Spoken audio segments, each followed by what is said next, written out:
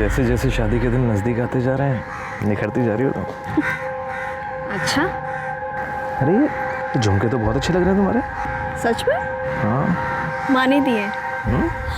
पता है संदीप, हमारी माँ ने ना बहुत स्ट्रगल किया है। मैं चाहती हूँ कि मैं उन्हें ज़िंदगी की वो हर खुशी दूँ जो वो डिज़र्व करती है। और इसमें हम तुम्हारे साथ हैं। सच बोल रहा हूँ, मैंने नहीं मारा सर। वो सुभाष ने मारा होगा सर। ऐसा कुछ नहीं है सर, मेरा यकीन कीजिए, हमने किसी को नहीं मारा।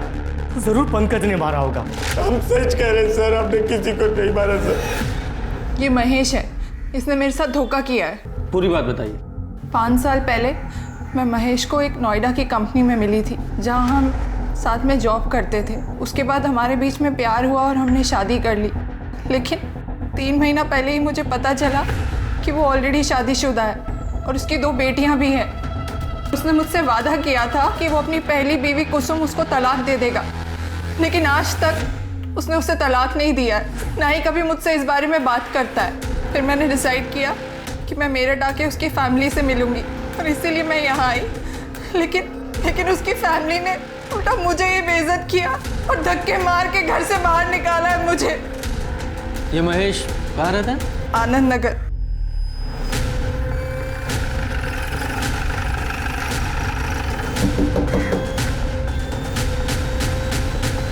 कोई है?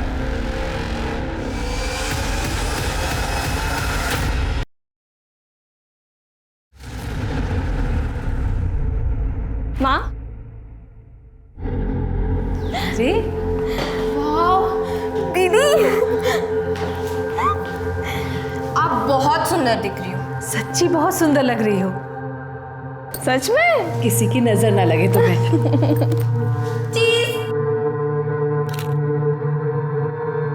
क्या हुआ माँ? कुछ नहीं, सोच रहे अगले महीने इस घर से विदा होकर चली जाओगी। फिर हमें भी नहीं पता हम आपके और मेघा के बिना कैसे रह पाएंगे।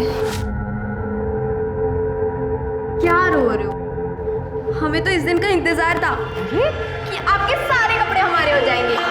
देखो माँ, उसमें हमारे कपड़े इतनी बड़ी बड़ी हो गई हूँ, ऐसे कौन फोटो लेता है? हम कितने बेकार दिखेंगे। इसी का तो मजा है दीदी। अरे ये देखो माँ प्रीति, तुम तो ओहो, चीजू का फोन। अब हम उन्हें बता देंगे कि आप हमें परेशान करिए। फोन दे दो उसे। हेलो, अरे हेलो चीजू, हेलो। माँ हम आते हैं। हेलो, देखो ना माँ, क्या कर रही हो मेघा? वो भी तो परेशान करती है ना। चली जाएगी तो रोगी उसके बिना, समझी? हाँ। अरे कहाँ जा रही हो तुम? सुधा आंटी के घर पढ़ने। कहीं नहीं जाना है तुमको, चुपचाप बैठकर पढ़ो यहीं। हम जा रहे हैं। मेघा, अरे एक फोटो भेजो ना। अरे तुम्हें देखने का मन कर रहा है मेरा। ठीक है, भेज दी। बताओ कैसी लग रही हूँ? ऐसे थोड़ी बताऊंगा, मिल के बताऊंगा। अरे अभी भेजिए ना, बताओ ना प्लीज। अरे बोला ना मिल के बताऊंगा। संदीप, घर पे बहुत सारे काम बाकी है। शॉपिंग बाकी है, पार्लर की बुकिंग बाकी है। मेरा तुमसे बहुत मिलने का मन कर रहा है। तुम कुछ भी बहाना वाना बना के आ जाओ ना। ठीक है, पर आज नहीं, कल। ठीक है। वाह भैया, ये तो बहुत बढ़िया खबर है। भैया हमको भी साथ ले चलिएगा ना? हाँ हाँ, चलना चलना, जरूर चलना। अरे मेघा बेटिया, बहुत अच्छे समय पर आई हो। तुमको पता है दंगल के आयोजन में चीफ गेस्ट बन के जा रहे हैं हम। ये तो बहुत खुशी की बात है अंकल, मुबारक हो। अरे आ गई तुम? हम तो सोच ही रहे थे, पता नहीं क्या हो गया मेरी बेटी को, अभी तक आई नहीं। आजा बैठ।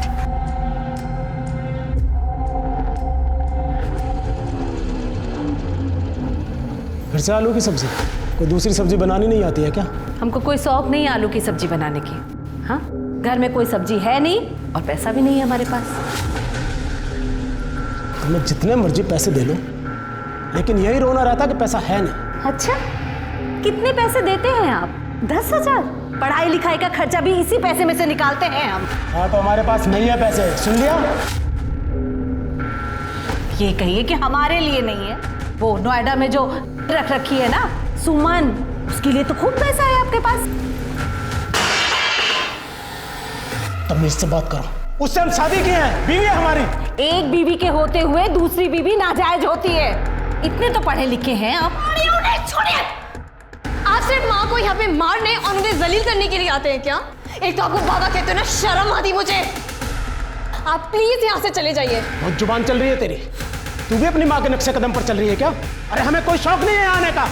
अपनी माँ से बोल के तलाक के कागजों पर दस्तखत करते चले जाएंगे यहाँ से। अपने जीते जी हम तलाक नहीं देंगे। सुन लीजिए, आप आपको जो करना है कर लीजिए। तू आप बेटी एक जैसे हो गए।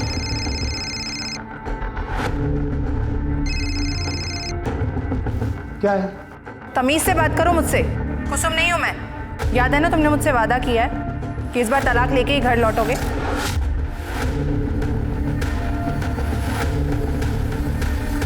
अब मेरी 4 1 2 3 नहीं।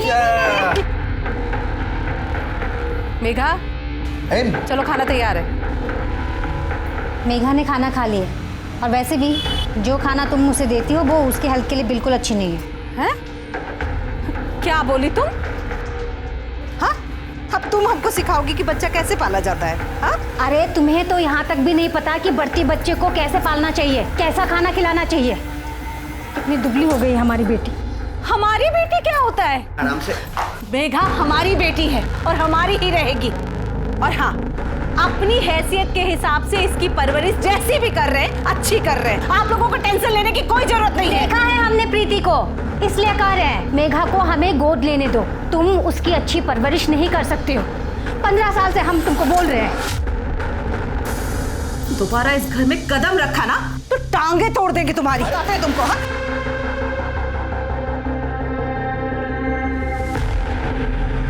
हमें हर हाल में मेघा चाहिए।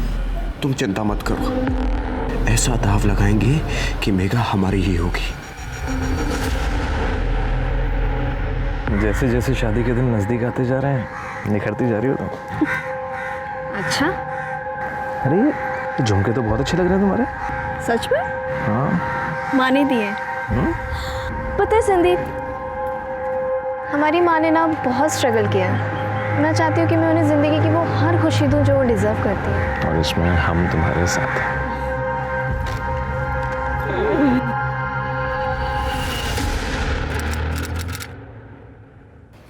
तलाक पेपर पे साइन कर दो, इसी में सबकी भलाई है।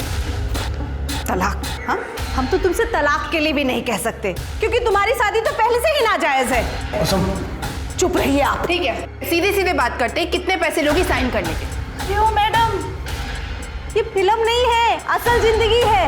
एक बात कान खोलकर सुन लो, अपने जीते जी हम इन्हें नहीं छोड़ेंगे। जो करना है कर लो। ये क्या कर रही हो तुम? ये लो एक बात और, अब तुम देख लो कि तुमको पूरी जिंदगी इनके साथ ऐसे ही रहना है। हाँ? पर तुम हाथ कैसे उठाई? कुसुम छोड़। अरे तुम्हारी हिम्मत कैसे हुई? हाँ, ये सब ना आपकी वजह से हो रहा है। इस सब के जिम्मेदार आप हैं। तू अपनी जुबान बंद रख। हटाओ, क्या कर रही हो? छोड़ो मुझे। तुम्हारा तो मैं वो हश्र करूंगी ना कि तुम्हारी रूह तक कांपेगी। अरे जाओ यहाँ से।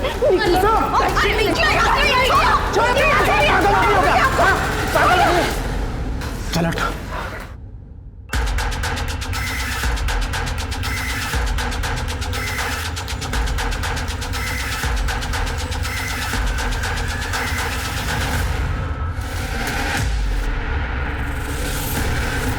चेक करो जिंदा है क्या?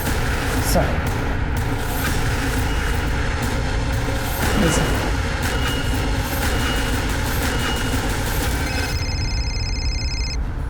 हाँ शर्मा बोलो। यहाँ महेश के घर पे 2 लाशें मिली हैं। क्या? फॉरेंसिक टीम को बुलाओ, कार्रवाई शुरू करो, मैं पहुंचता हूँ। जी सर, पूरे घर को अच्छे से चेक करो।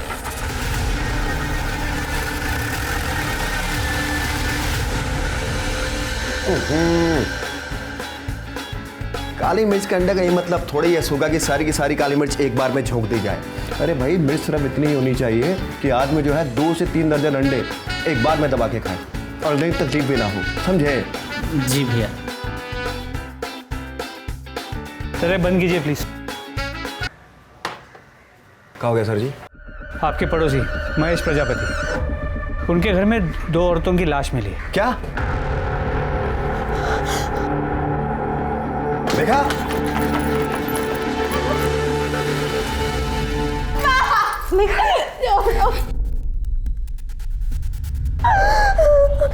प्रीति, प्रीति, कुसुम, बेटा,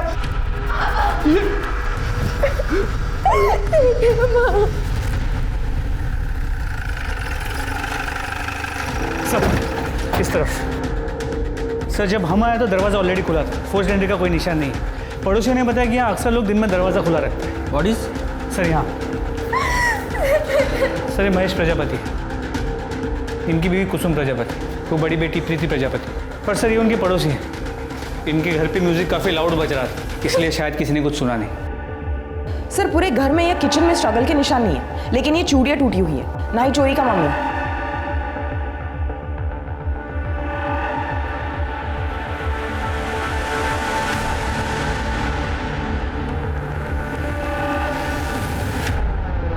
घाव से तो ऐसा नहीं लग रहा है कि चाकू से मारा गया है, ऐसा लग रहा है किसी नुकीली चीज से गोदा गया है। मर्डर वेपन मिला? नहीं सर। शर्मा, बॉडीज को पोस्टमार्टम के लिए भेजो। फॉरेंसिक को बोलो कि पूरे घर से फिंगरप्रिंट्स उठाएं। जी सर।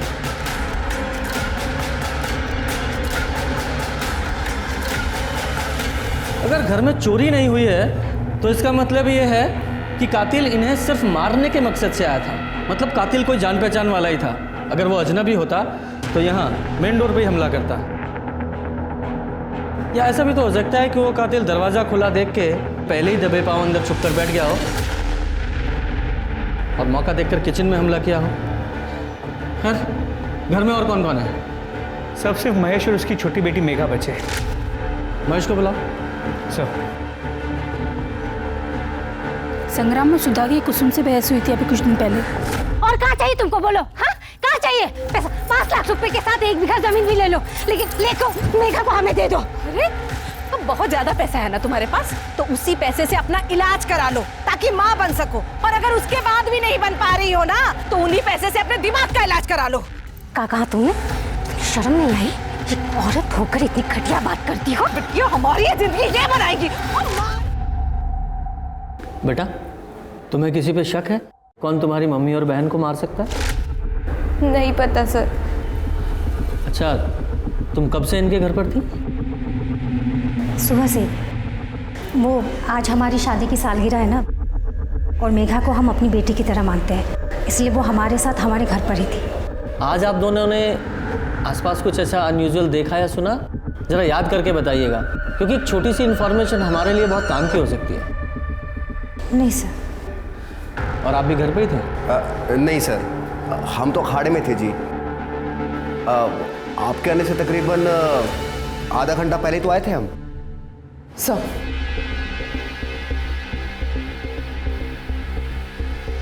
स्मिता, मेघा को लेके जाओ। चलो बेटा।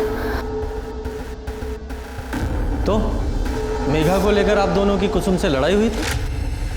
नहीं सर, वो पड़ोसियों में थोड़ी बहुत नोक-झोंक सर, कुसुम अब नहीं रही, उसके बारे में कुछ कहना नहीं चाहते हैं।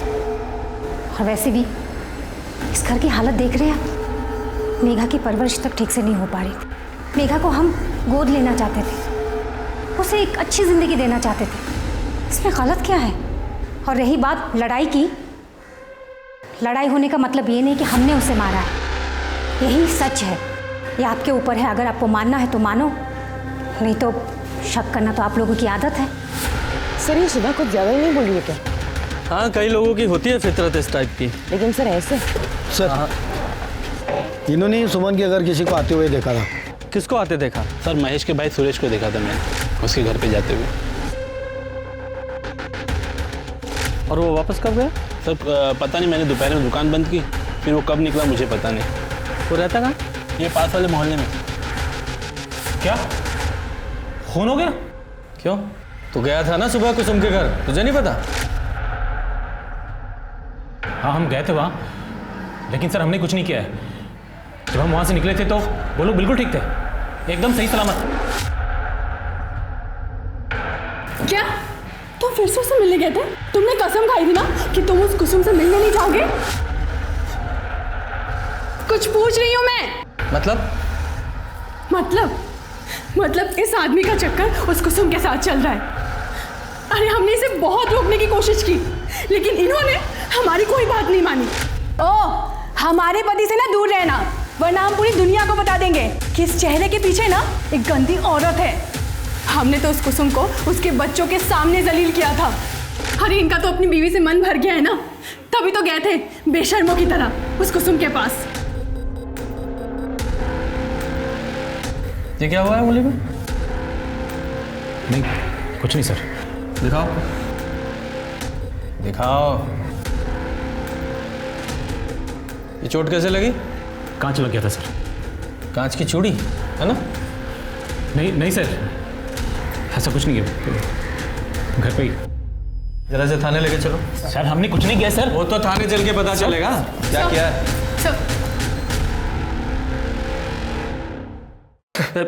बताते सर। सर हम मानते हैं, हम भाभी से मिलने उनके घर पे गए थे दोपहर को। देखो भाभी, कुछ गलत नहीं है इसमें। नहीं, अब हम ये पाप नहीं करेंगे। ठीक है, फिर तो एक ही रास्ता बचा है हमारे पास, हमें भैया को सब बताना पड़ेगा।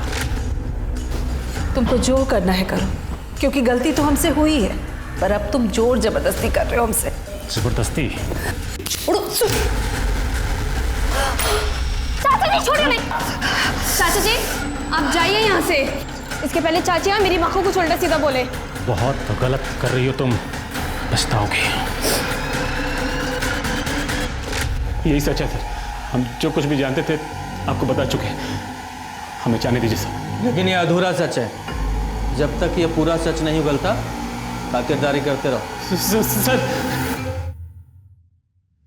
सर इस केस में बहुत उलझन है। देखा जाए तो कुसुम की मौत से सबसे ज़्यादा फायदा महेश को था। ये भी हो सकता है कि सुरेश ने अपने और कुसुम के रिश्ते के बारे में महेश को बताया हो। महेश को गुस्सा आया, उसने कुसुम को मार दिया, और जब वो कुसुम को मार रहा था प्रीति ने देख लिया, तो इसलिए उसे प्रीति को भी मारना पड़ा। सर वैसे मोटिव संग्राम और सुधा के पास भी है, क्योंकि कुसुम और प्रीति के मौत के बाद महेश खुशी खुशी मेघा को इन दोनों को गोद दे देता ताकि वो अपनी जिम्मेदारियों से मुक्त हो सके। हो सकता है, लेकिन ये सुरेश अपनी भाभी कुसुम को संबंध बनाने के लिए ब्लैकमेल कर रहा था, और मर्डर वाले दिन वो उसके घर भी गया था, उसके हाथ में भी चोट लगी है। ये सारी चीजें इशारा करती हैं कि वो कातिल हो सकता है। सर और एक शख्स है जो माँ और बेटे को मार सकता है, सुमन, क्योंकि उसने इन दोनों को धमकी दी थी। लेकिन कोई खुद मर्डर करके खुद कंप्लेंट लिखाने क्यों आएगा? कंफ्यूज करने के लिए सर। जब कुसुम ने सुमन को 10 तारीख को घर से बाहर निकाला था, तो 10 तारीख को ना आके 11 तारीख को कंप्लेंट लिखाने क्यों आएगी? ये महेश है, इसने मेरे साथ धोखा किया है। Yes, she has a point. Sharma, इस महेश और सुमन की सीडीआर निकालो और ये पोस्टमार्टम रिपोर्ट को जल्दी से जल्दी देने के लिए बोलो। जी सर। और महेश के वकील को तुम फॉलोअप कर रही थी ना, क्या हुआ उसका? सर उसके ऑफिस में मैसेज भिजवाया है। और वो संग्राम, उसका वो चमचा सुग्गा, बुलाओ सर। जी सर। तुम्हें पुलिस के पास जाने की ज़रूरत क्या थी? हम तो रास्ता निकाल ही गए थे ना। तुम तो चुप ही करो। तुम इस लायक होते ना तो मुझे बीच में पढ़ने की ज़रूरत ही नहीं होती। पर अब क्या फ़र्क पड़ता है इन बातों का? मुझे जो चाहिए था वो तो मुझे मिल गया।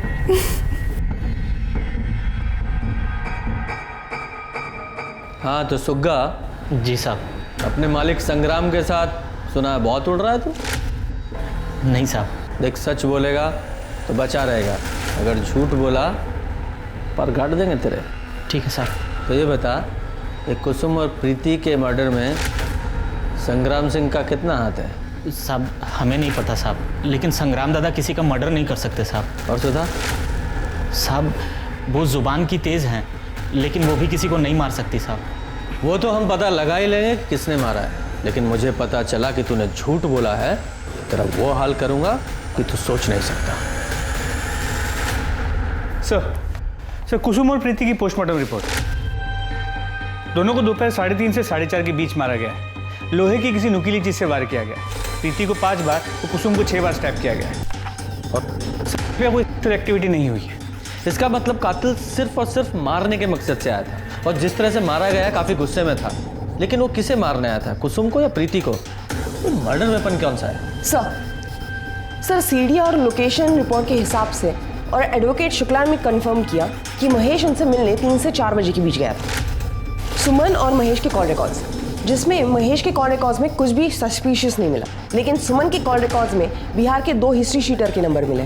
एक है भोलू और दूसरा है साजिद। ये भोलू और साजिद दोनों की फ़ोन लोकेशंस निकालो, देखो कहाँ है ये, और सुमन को अरेस्ट करो।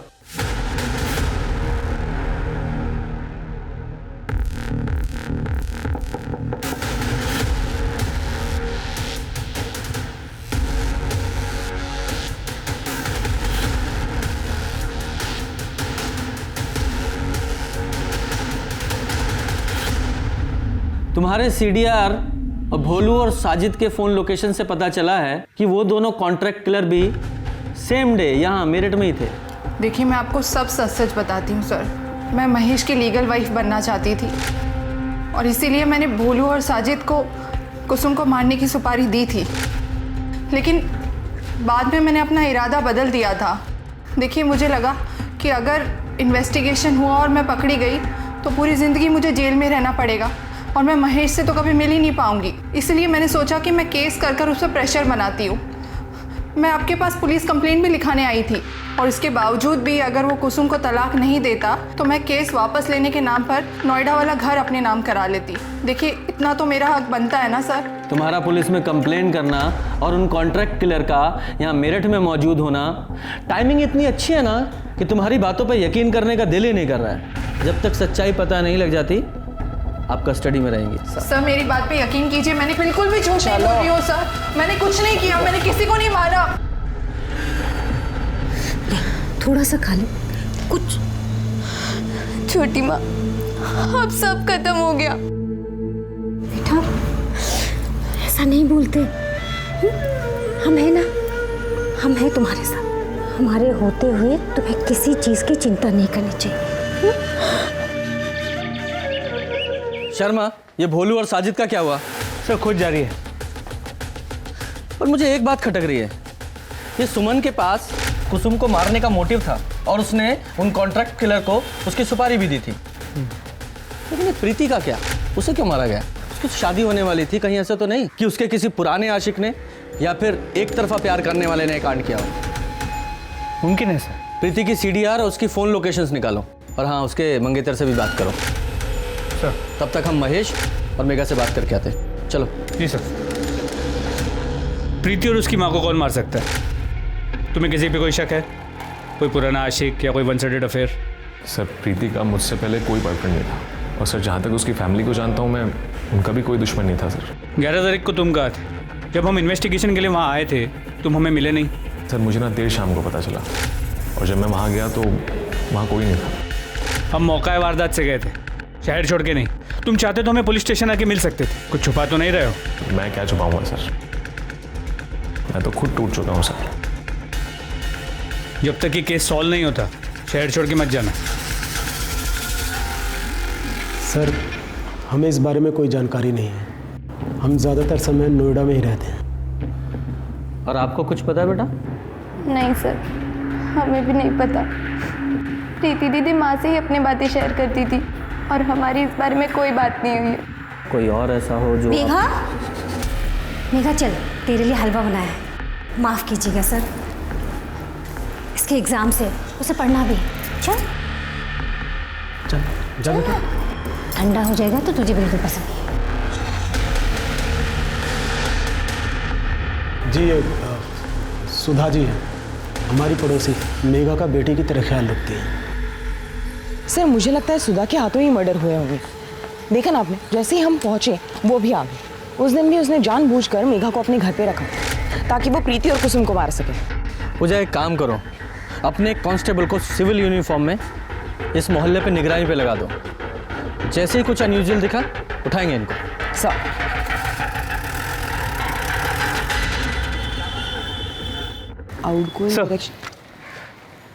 प्रीति की सीडीआर और लोकेशन रिकॉर्ड्स से इससे कुछ ज़्यादा इन्फॉर्मेशन हाथ नहीं लगी।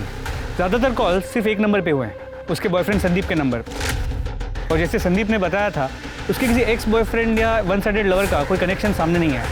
इस भोलू और साजिद को जल्द से जल्द पकड़ना होगा। आपको जान से मारने की क्या जरूरत थी? अभी का तो फिर भी समझ में आता है, बेचारी प्रीति ने क्या बिगाड़ा था आपका? तेरा दिमाग खराब हो गया है क्या? मैं उन्हें क्यों मारूंगा भला? तू तो बहुत शरीफ है ना, जो अपने भाई की गैर मौजूदगी में अपनी भाभी के साथ गुलछर्रे उड़ाता था, और जब दिल भर गया तो उसका खून कर दिया। लेकिन मेरी बच्ची ने क्या बिगाड़ा था तेरा? उसे क्यों मारा तूने? मैंने किसी को नहीं मारा है। सर देखिए क्या मिला है। ये तो प्रीति है। जी सर, लड़कों के चेहरे क्लियर नहीं है, मगर प्रीति का चेहरा क्लियर है। जो कुछ भी उसके साथ हो रहा है उसके मर्जी के खिलाफ हो रहा है। और सर ये देखिए, एंगेजमेंट रिंग, मतलब ये वीडियो हाल फिलहाल में बनाया गया है। Right sir. वीडियो की वॉइस बहुत डिस्टर्बिंग है, इसे एनहेंस कराओ। और तुम जरा पता करो कि ये वीडियो कहाँ से अपलोड हुआ है, आईपी एड्रेस निकालो। जी सर।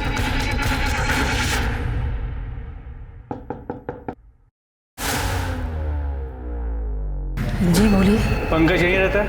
हाँ, मैं पंकज की मम्मी हूँ। जरा बुलाइए उसे। वो तो अपने दोस्तों के साथ दिल्ली गया हुआ है। कब गया? ये कुछ 11 अक्टूबर को। आपके बेटे ने एक लड़की का अश्लील वीडियो अपलोड किया है। क्या? ऐसा नहीं हो सकता। कंप्यूटर जब्त कर लो और जिन दोस्तों के साथ तो दिल्ली के उनकी डिटेल्स दीजिए मुझे। सर पंकज के कंप्यूटर में कोई और अश्लील वीडियो नहीं मिला और उसका फ़ोन अभी भी स्विच ऑफ है। यानी कि उसे पता था कि हम उस तक पहुंचने की कोशिश जरूर करेंगे, इसीलिए सब कुछ डिलीट किया और गायब हो गया। तोड़ो उसे।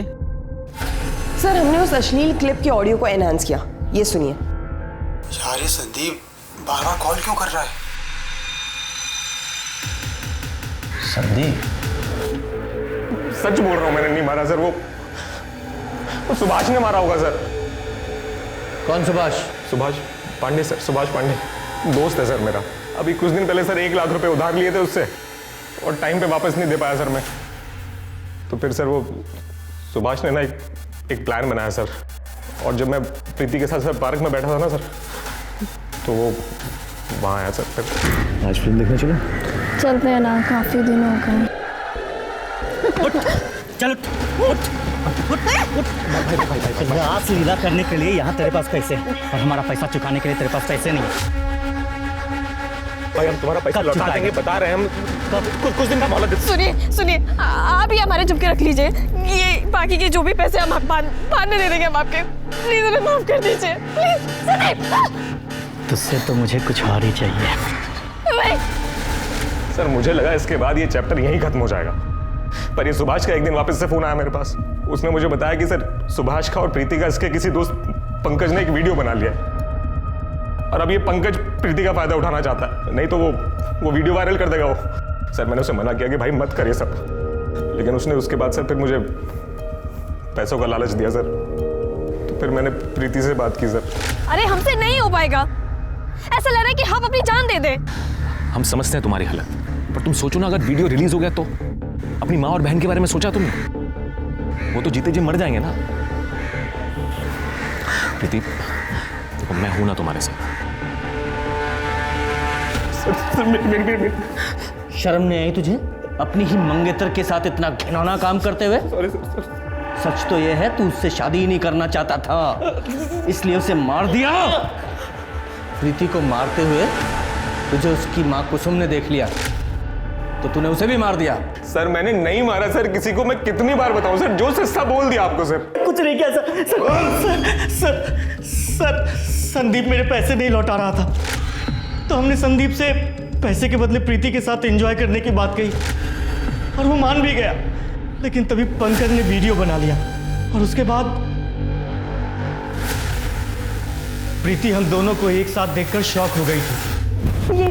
ये सब तुम्हारा प्लान था ना? देखो ऐसा है, संदीप को पता चलेगा तो तुम्हें छोड़ेगा नहीं। ये सब उसी का किया हुआ प्लान था। पहली बार बेहोश नहीं हुआ था, बेहोशी का नाटक कर रहा था। नहीं तुम झूठ बोल रहे हो। ये सुनो, देख मैं ना बेहोशी का नाटक करूंगा और तू अपना काम कर लियो, इसके बाद तेरा मेरा 1 लाख का हिसाब बराबर। तो तूने उसे इसलिए मार दिया कि अब वो तेरे हिसाब से नहीं चल रही थी, या फिर इसलिए कि वो हमारे पास आने का सोच रही थी? ऐसा कुछ नहीं है सर, मेरा यकीन कीजिए, हमने किसी को नहीं मारा। जरूर पंकज ने मारा होगा, वो बहुत सनकी आदमी है सर। तोड़ते रहो इसे। ये संदीप और सुभाष दोनों को कस्टडी में रखो और दोनों की कॉल लोकेशंस और फोन लोकेशंस निकालो। कुसुम के घर में जो फिंगरप्रिंट्स मिले हैं वो इन दोनों के फिंगरप्रिंट से मैच करा के देखो। और ये पंकज, उसका कुछ पता चला? सर उसका लोकेशन ट्रेस हो गया। उसने कल अपना फ़ोन ऑन किया था। वो दिल्ली में नहीं, मुंबई में। लोकल पुलिस को कांटेक्ट किया है, होपफुली जल्दी पकड़ लेंगे। Very good Sharma.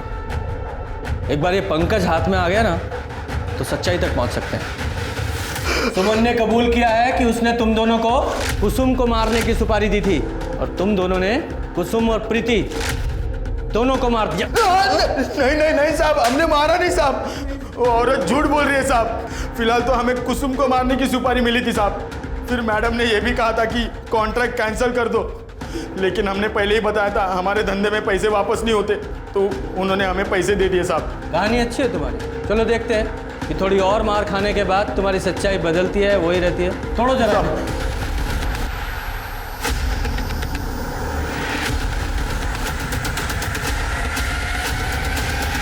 अरे हमने किसी को नहीं मारा सर। अरे हम सच कह रहे हैं सर, हमने किसी को नहीं मारा सर। तो भागा क्यों? क्योंकि हम डर गए थे सर। हमें लगा था कि मेघा ने हमारा नाम ले लिया तो हम फंस जाएंगे सर। मेघा?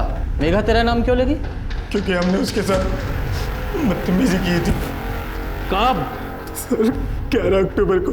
देखो, इस जंजाल से निकलने का तुम्हारे पास एक ही तरीका है। तुम्हारी छोटी बहन मेघा, उससे हमें एक बार मिलवा दो। हमारी बहन के नज़दीक भी मत जाना, क्योंकि अगर तुमने ऐसा किया ना तो इस बार हम पक्का पुलिस के पास चले जाएंगे, समझे तुम? इसलिए गुस्से में आके हमने प्रीति का MMS अपलोड कर दिया सर। और फिर हाथ मत लगाओ। अगली बार परेशान करने की कोशिश की ना तो हम पुलिस में कंप्लेंट कर देंगे। अरे हम डर गए थे सर। हमें लगा मेघा ने अगर घर वालों को या आपको हमारे बारे में बता दिया तो इसलिए हम घर छोड़ के भाग गए थे सर। लेकिन हमने किसी को मारा नहीं है सर। इससे सब पूरा सच उगलवाओ। बेटा, तुम्हारे साथ किसी ने बदतमीजी करने की कोशिश की थी? देखो बेटा, झूठ मत बोलना, क्योंकि जिसने बदतमीजी की थी उसने खुद हमारे सामने कबूला है। हाँ। तो ये बात तुमने पहले क्यों नहीं बताई? डर गई होगी। समाज में लोग तरह तरह की बातें करते हैं, भूल गई। आप समझदार हैं ना, तो फिर हमारे काम में दखलंदाजी क्यों कर रही हैं आप? हमने उससे पूछा है ना, आपको जवाब देने की क्या ज़रूरत है? अगर नेक्स्ट टाइम आपने ऐसा किया, आपको अरेस्ट करके थाने लेके जाऊंगा, वहीं पूछताछ करूंगा मैं। शांत बैठिए आप। बोलो बेटा। हम डर गए थे। समाज में लोग तरह तरह की बातें बनाते, हम भूल गए।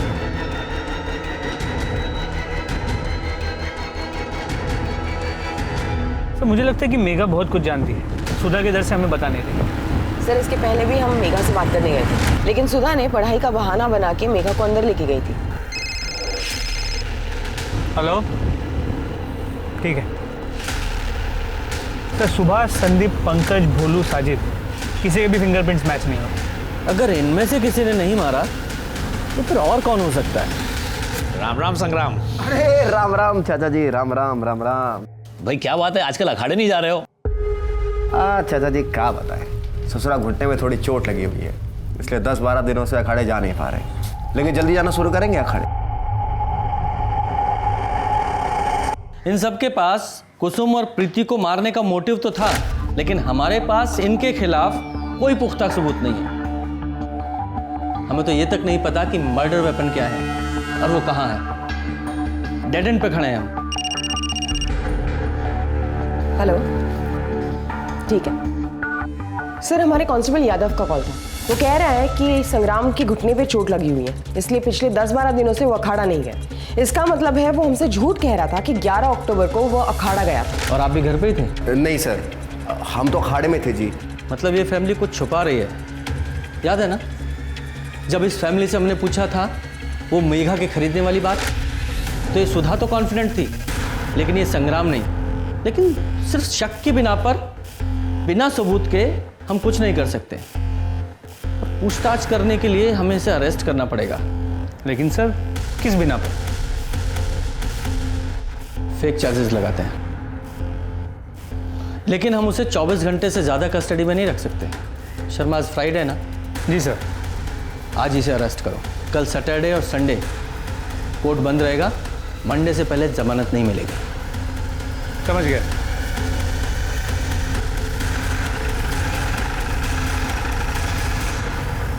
संग्राम जी, सुना है आप नशा करते हैं, घर में नशे का सामान भी रखते हैं। नहीं सर, ऐसा कुछ भी नहीं है, ये सब गलत है। बड़े अंडे खाए जा रहे हैं। सुना है नशा करने वालों को भूख बहुत लगती है। अरे खुराक है हमारी सर। घर की तलाशी लो। अरे अरे रुकिए आप ऐसे कैसे जा सकते हैं? घर का कोना कोना चेक करिए जल्दी।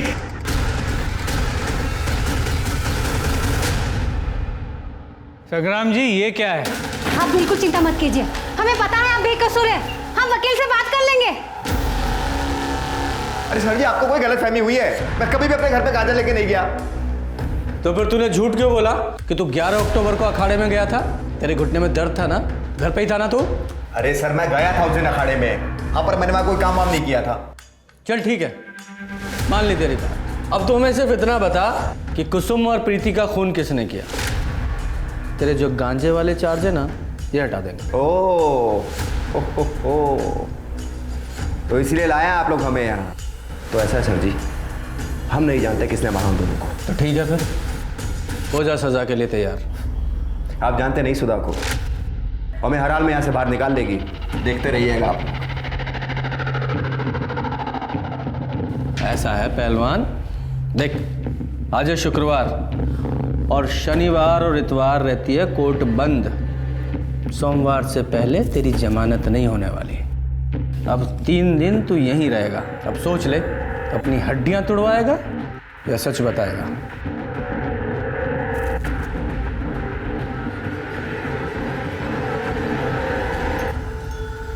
सर, लगता नहीं कि ये संग्राम इतनी आसानी से टूटेगा। पर इसे तोड़ने का कोई तरीका तो खोजना पड़ेगा ना।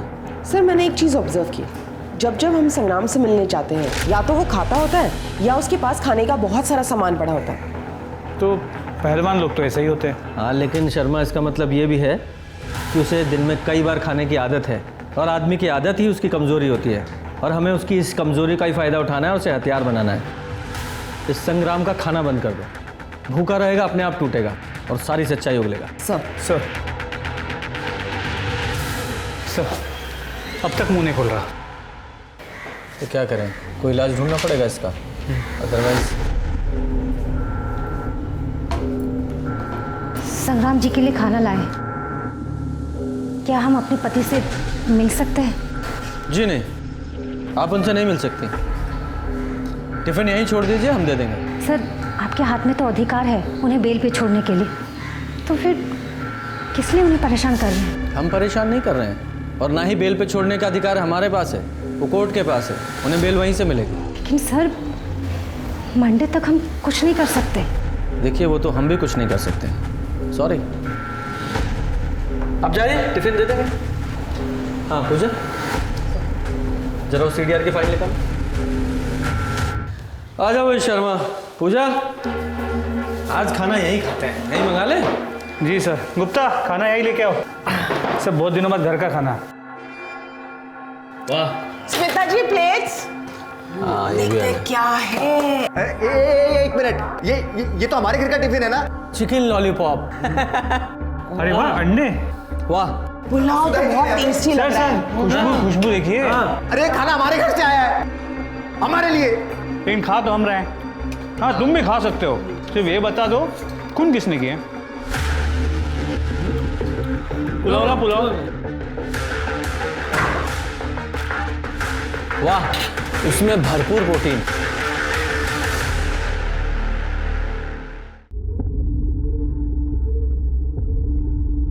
मैडम। फिर सुधा जी, आप टिफिन लेके आ गई? जी सर। अच्छा हुआ, कल का खाना बहुत अच्छा था। ऐसे संग्राम जी ने कहा। सर, वो उनसे एक बार मिल पाते थे? नहीं, हम टिफिन दे देंगे। आप जाइए, आप नहीं मिल सकते। चलो। वाह वाह वाह, आज फिर चिकन। बाबा, वैसे संग्राम जी, आपकी बीवी खाना बहुत अच्छा बनाती है। अरे भाई जल्दी, क्या है आज? Sir, chicken biryani, chicken curry और ये दाल मखनी। एक काम करो शर्मा। हाँ। अरे पहलवान के घर से खाना आया है, 2 दिन हो गए, कुछ खाया नहीं, थोड़ा सा भाई को भी दो। ये लो पहलवान, खा लो, घर का खाना है। बस इतना सा? अरे नहीं खाना मैं। सर, लगता नहीं कि संग्राम कुछ बताने वाला है, या फिर ये भी मुमकिन है उसे सच में कुछ पता ना हो। सिर्फ आज रात का डिनर बचा है। कल सुबह नाश्ते के साथ सुधा बेल के पेपर्स भी ले आएगी। शर्मा एक आखिरी दाव चल के देखें? चलो। अरे शर्मा, अरे भाई जल्दी खाना लाओ, भूख लगी है। लाया सर। शर्मा जल्दी खोलो, भूख लगी है। सर आज फिर से चिकन। आहा बिरयानी, वाह। खुशबू तो बहुत अच्छी आ रही है। हाँ पहलवान, ये लीजिए। खाओगे? बहुत अच्छा है। सर जी, हम आपको सब कुछ सच से बता देंगे, लेकिन पहले हमें पूरा टिफिन दीजिए खाने के लिए। पहले स्टेटमेंट, फिर खाना। खत्म करो। अच्छा ठीक है, ठीक है, ठीक है, हम आपको सब कुछ सच से बताते हैं। देखिए, हमें सच में नहीं पता कि कुसुम जी और प्रीति को किसने मारा, पर हाँ, सुधा ने हमें सुवा दिया था छुपाने के लिए। हमने उसे मिट्टी में गाड़ दिया। अब खाना दीजिए फटाफट। चलो।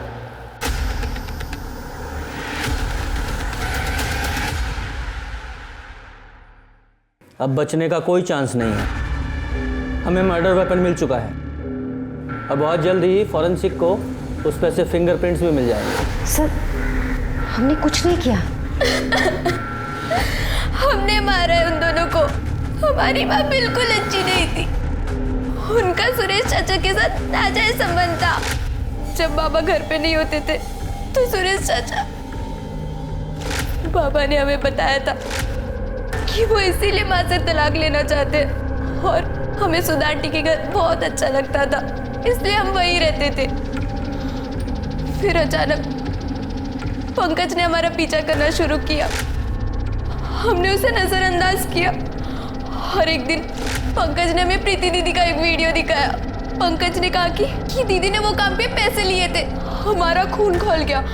और अरे क्या हुआ, कुछ चाहिए तुम्हें? हमने तुम्हारा वीडियो देखा। किसने भेजा तुम्हें? उससे क्या फर्क पड़ता है? उस वीडियो में आप ही हो ना? देख मेघा, जैसा तुम समझ रही हो ना, वैसा कुछ भी नहीं है। तुम्हें नहीं पता कि हमारे साथ क्या क्या हुआ है। दीदी, आप उस वीडियो में अपनी मर्जी से थी, और तो आपने उस वीडियो के पैसे लिए।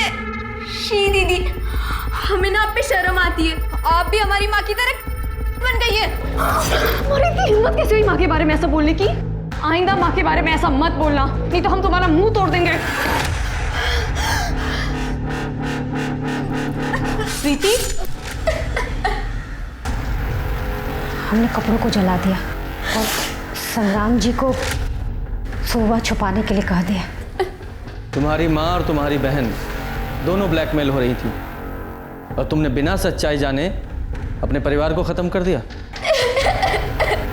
तुम्हें उन दोनों को मारने के जुर्म में अरेस्ट किया जाता है, और सुधा, तुम्हें दोषी को हेल्प करने और सबूत मिटाने के जुर्म में